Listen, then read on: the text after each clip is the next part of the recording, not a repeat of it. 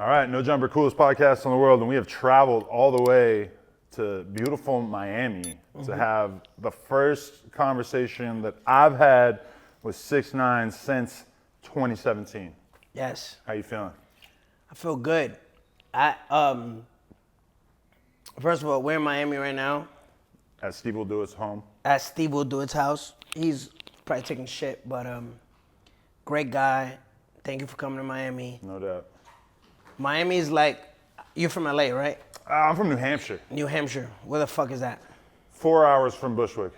Oh, for real? Oh, wait. like is right it- outside Boston. Okay. Yeah, but then I lived out there for like 7 years, and that's one of our weird coincidences is that the exact area of Brooklyn that I lived in for like 4 years is the exact area where you were working at the bodega. So I might have gone and like bought an iced tea from you at some point. That's hilarious. that I didn't crazy? make iced tea. I made smoothies. Oh yeah. But yeah, no, I feel good about this because even if we had our differences, you're the reason. Well, you're the reason, and I was telling this to my people before the interview. I said you're the reason, a pretty big reason of destiny That you got signed. that I got signed. Right. Okay. So you know, early on this interview, I want to address that if you didn't like deny me and We can get into all that. Yeah. Okay. Yeah. So, But I almost feel like you're giving me too much credit with that because it's like at that point, you already had so much momentum that like, yeah, you got signed by 10K or whatever, but it's like you probably had like 10 other labels that were. yeah, but no, so that's the thing. We could dive into it now.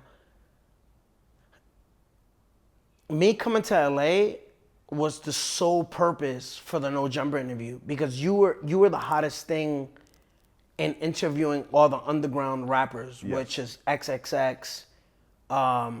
Who else was hot at that time? Like early on, you know, Lil Peep, X, Suicide Boys. Suicide Boys. You were doing all those, and I just wanted like one shot at that platform because I knew my demographic. My demographic was underground, 6ix9ine, Pimpin', Shinigami, all that hentai, like like Rage. Yeah. It was Rage. So, Which to people might almost sound confusing because a lot of people got familiar with you at like Gummo, at which point it's like, oh, he's a street Mainstream, rapper, yeah. gangster rapper, which is wasn't- like, they forget this whole era. a lot of people that don't know 6ix9ine, where's my camera? That one?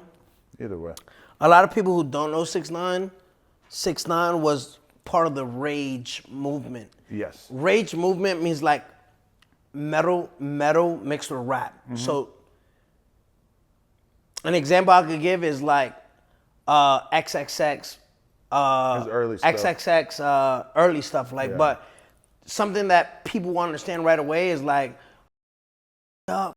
So 6ix9ine made that music, Yeah. and we met in New York. We got to tell the story of us meeting up because there's a vlog out there that like you're like not even really in the thumbnail, but the fans figured it out along the way, so it has like 3 million views or some shit. But like, all right, so this is the memory: is that there was a dude named Slosher who. Yo, shout out to Slosher. You know, he's and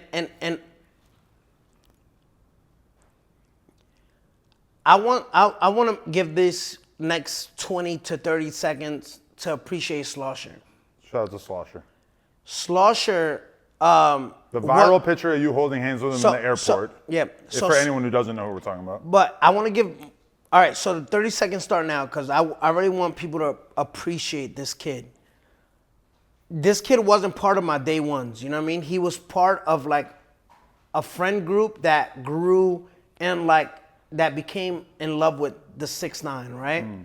So Slosher actually gave money to a no money having 6ix9ine for us to fly to LA. So when you like dubbed our interview, when you like didn't Which answer, I have no. I have but let me explain memory of this. I'm giving Slosher his I'm flowers open real to the quick. possibility that that's true, but I do not that's remember true, that that's at all. true. Oh, okay. So Slosher, he will receive, I don't know if he want me to say this, he would receive like checks every month because his dad was in the military as a veteran. Oh, okay. And any son of a veteran who will receive checks, he would get money for. Slosher like gave us money to like eat and stuff like that while we went to LA with like the last $700 we had, because we shot a video in a Home Depot for some rapper. Famous Dex? No, it was another rapper. Oh, okay. It was a rapper from Brooklyn. We shot a video for him in a Home Depot parking lot, edited it real quick, charged him $750. And with those $750, we booked flights to LA from Philadelphia on Spirit, hoping, because we were in communication about it, doing an interview. I was speaking to you through text, but you were like, one respond to me. I'm like, yo, let me just take my shot and go. There's an opportunity to get a no jumper interview. Well, we got to talk about when we first met. Yeah, but I was giving Slosher his flowers. Okay, so I went to New York for some totally unrelated shit, except I remember I was at Oz Cohen's house, which is Lyra Cohen's house. Yeah, his son, right? Yeah, so I'm at his son's house, like smoking weed and hanging out or whatever, talking about music. And so then Slosher had hit me up earlier in the day, wanting to hang out or whatever, because we had kind of been talking online. And you watched the Slosher music video. Yes. That made you want to... No, but the reason why I initially wanted to with him is because there was a picture of him in a hot tub with a bitch right here, and he was fingering her. I shot that video with all the... So for and everybody... there was mad fake pints of lean in there. No, it was real pints of lean. Oh, really? Okay. So for all the people that don't know the context of what he's saying, Slosher, I used to be a videographer. Everyone knows this. 6ix9ine was a videographer before a rapper. Right. So I was shooting videos on my Canon 7D. Okay. Slosher paid me to do a music video, and I was the one to come up with the concept of the music video. The concept of the music video, the video treatment, everything was on me. So I took him to a motel, like them $40, Yeah. 4 hours type of music video. So that's how you got that image. Yeah, the of video him that was my whore. Yeah, that was my bitch, like one of my bitches. Right, and so then. And I don't want to say her name because she's like degraded in this video. She probably got a husband now. Yeah, she probably got a husband. This was 2017. We're in 2025. That was 8 years ago. She's probably married with kids. Yeah. And some guy definitely, like, you know how in the 20s she's whoring out, and in the 30s she's like, don't be that guy. There's somebody that's that guy. Right I'm opposed to that though. I think you got to be that guy. You got to turn into a housewife. Yeah. I'm all for that. So he literally, okay, so I came up with a video treatment for him to be in the motel with all these lean. And shout out 6ix9ine.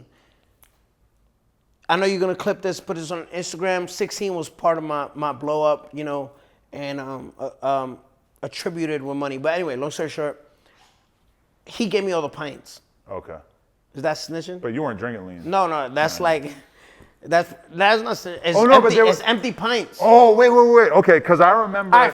Do you remember I interviewed the rapper Dash? And he was talking about Dash. you. And Dash was like, he was homeboy with 6ix9ine. Because there was a famous lean dealer who I have no idea if he's still a lean dealer, but he would say that you would come around and just be kind of lurking and just trying to pick up game and just hanging out even though you didn't drink lean.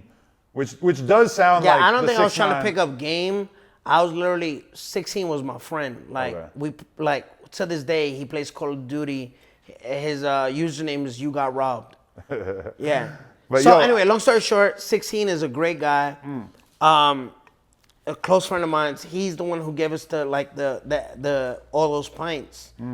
And they were real pints. Okay. But he's a great guy. He's not a drug dealer or anything. But he literally gave us those pints. I filmed the music video with Slosher. It was in a motel room in a jacuzzi. So that's what you've seen. I filmed that. And so there's a picture of him, and I posted the picture on Twitter because it just looks so crazy of him with his fingers in the girl in the hot tub. And then he actually got that image printed on a tote bag. Yeah, and then was walking around with the tote bags. And then sent it to me. I thought this was just like the funniest thing in the world that I had a tote bag now with this image on it. There's a reason why podcasters can turn any topic into an episode. Just like there's a reason Morgan & Morgan is America's largest injury law firm with over 1,000 attorneys and more than 100 offices nationwide. If you've been seriously injured in an accident, your case could be worth millions. But the truth is, a lot of people either don't file at all or get taken advantage of by insurance companies. When you hire Morgan & Morgan, it's like hiring a legal army that has your back. If you're injured because of someone else's negligence, you deserve to be paid. No shortcuts, no lowball offers. In fact, they've secured some major verdicts in the past. For example, in Florida, they got a victim who was in a life-altering car crash, $12 million, 34 times the highest insurance offer. They got another victim in Philadelphia, $26 million, 40 times the highest insurance offer. Not all law firms are created equal. Morgan & Morgan is the biggest for a reason. They will fight for the biggest award possible, and they have won a lot in the past. So if you're ever injured, you can check out Morgan & Morgan. Their fee is free unless they win. That's right, no upfront costs. They only get paid if you get paid. You could start your claim now by clicking the link in the description, www.forthepeople.com/nojumper, or by scanning the QR code on the screen from your phone's camera. Thank you very much to Morgan & Morgan for sponsoring this episode.